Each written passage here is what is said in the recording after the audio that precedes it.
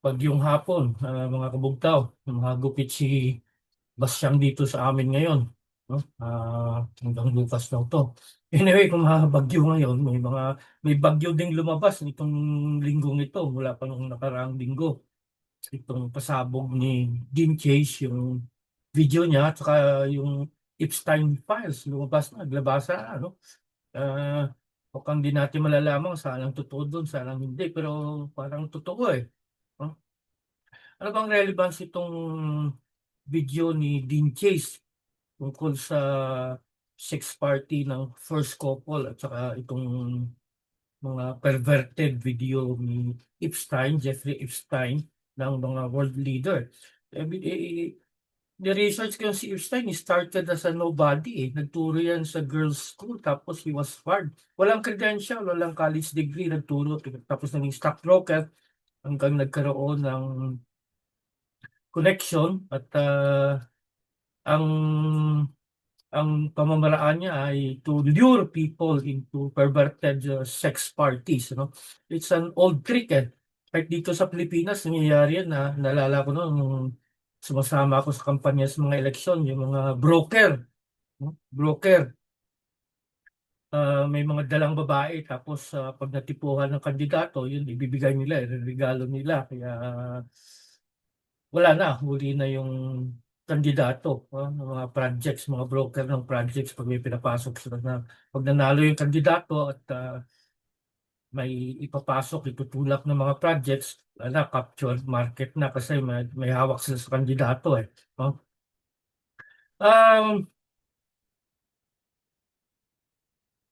ano, grabe yung perversion, parang hindi ko pinaya kasi mga bata eh. Tapos may mga aligasyon pa na kay Epstein na they practice cannibalism, talagang satanic ritual at minors.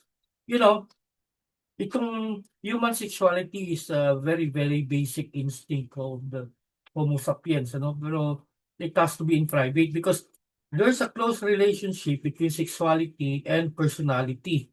No?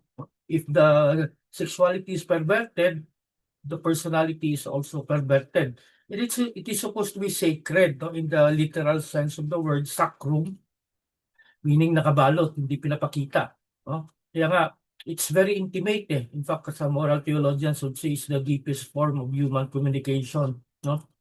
Pag intimate, dapat private. Halimbawa, ngayon wala na text. Halimbawa, nagte-text kayo, dati letter eh. No? Text kayo ng crush nyo, it's a very intimate moment. No? Pupunta ka sa isang lugar na wala makakadisturbo, mag-isa ka lang, no? Kasi ano eh, or kung nagdadasal ka sa kwarto mo, tapos may biglang pumasok, you pretend you're doing something else because praying to your absolute is a very intimate moment. Ganon din sa sexuality. No? The moment it becomes public, nakakahiya. Andyan yung hiya ko, may hiya pa sila. Because we are sexual being but it has to be private. Kaya nga, uh, yan isang malakas na pang-blackmail eh. May episode tayo noon, ang pamagat ay mice. No? Ang formula for recruitment, no? Money, ideology, compromise, or ego. Itong sex video na ito ay compromise, blackmail, pang-blackmail. Kaya nga si Trump daw, hawak sa leeg ng Israel kasi si Jeffrey Epstein ay isang Mossad agent at ginagamit nila yung mga perverted sex parties pang blackmail sa mga world leaders. Um, Sabi nga ni Julian Assange na kaya nga hindi daw nire-release noon ang mga files ng Epstein kasi kung i-release nila, wala na silang pang blackmail sa world leaders. So, well, I'm sure marami pa yan, no? Magagamit pa sila dyan. No? Tapos, ewan ko gaano katotoo, pero sinabi daw ni Netanyahu kay Trump na attack Iran. If not, they will release these files. No? Pero nag-hesitate si Trump kaya nga daw ni-release. Kasi ayon nga kay Scott Ritter, uh, kung nag-iisip si Trump, he will not attack Iran. Bakit? If he will attack Iran, Iran will retaliate, bumbay ng mga base, palubugin yung aircraft carrier, maraming mamamatay. Kasi anyway, if he attacks Iran, hindi naman sila magpapadala ng ground forces doon kasi very limited ang ground forces ng Amerika. Sabi ni Colonel McGregor, hindi lang limited but not well trained. So the most that they can do, being an air and naval power, bomba dito, bomba doon. So it will not do a knockout. Pero yung retaliation yun ang madugo kasi pag maraming Amerikanong mamamatay, for sure Trump will lose the midterm election that will be on November. At losing the midterm election meaning ang majority na mananalo ay Democrats at may nagsabi ng mga Democrats pag nakuha nilang majority, for sure impeach nila si Trump. At pag na-impeach si Trump, lalo na sa Senate, sigurado kulong si Trump. So, ano sa he's between the devil in the deep blue sea right now.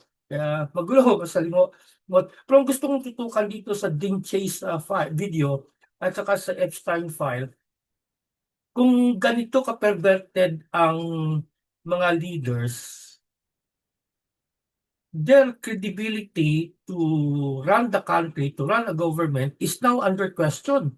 Kasi naalala ko sa France, 1784, nung pumutok yung skandal ng mga royals, no? Na incompetent pala sila, drug addict pala sila, maluho pala mga party nila. Nag-snowball hanggang sa magkaroon ng French Revolution noong 1789. Kasi incompetent nga, hindi marunong mamahala. So nagmahal ang tinapay, nagmahal lahat, hirap ang buhay. Kaya yun, yung French Revolution at tinutulan sila lahat ng ulo. Yung mga pari doon, mga obispo, mga madre. No? Kasi the clergy was considered as part of the aristocrat. No? So, how competent are they? Sabi nga ni Putin na the West is run by Satanist pedophile. Kasi I'm sure may spiritual element dito eh. No? Even Putin banned all Church of Satan sa Russia. No? Kaya nagkukulto mga to. No? Meron tayo noon natang episode sa ibang vlog ata yun na Brotherhood of the Beast. No? How these global elites are into the occult, into ritual. No? In exchange, they will be rewarded with wealth and power. No?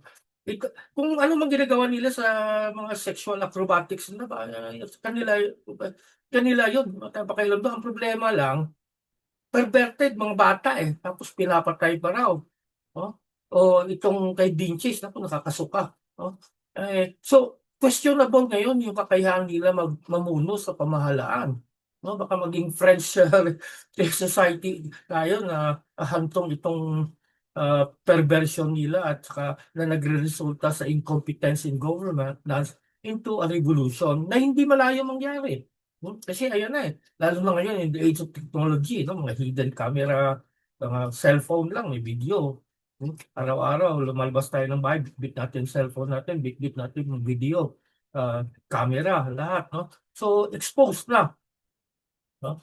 Exposed na. Kaya, until when, I'm sure, itong kay Dean Chase, itong kay Epstein, gugulong to. This will snowball and eventually will culminate in removal or baka revolution pa tulad nangyari nung sa French society. Nakakasuka, bastos, immoral.